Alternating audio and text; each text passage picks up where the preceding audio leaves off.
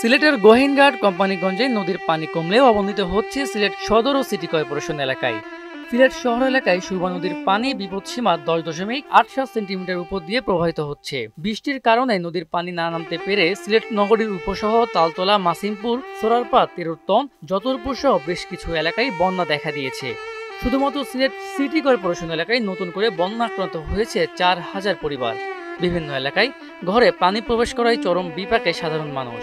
পানি বাড়ছে, ঘরে মাঝে বুক পানি লেগে কিছু কথা পারি না, খাইতাম পারি না, গ্যাস নাই, পানি নাই, বড় কষ্ট বাজে আছে।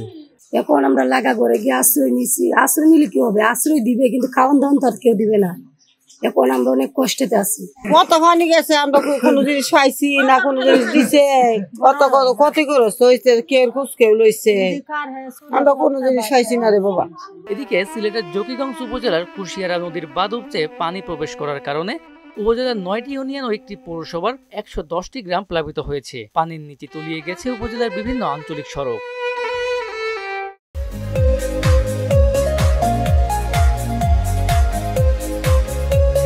পুরো উপজেলাতে খোলা হয়েছে 55টি আশ্রয় কেন্দ্র।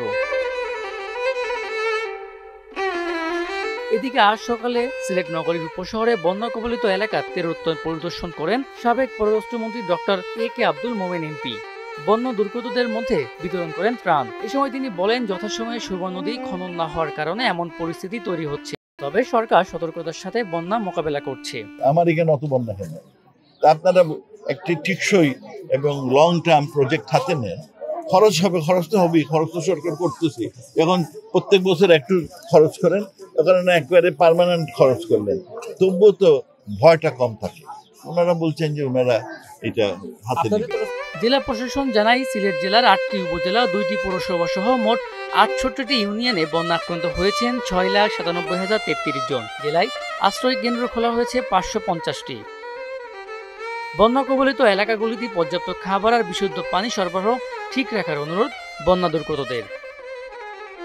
মেজবা রহমান, মোহনা ডিজিটাল।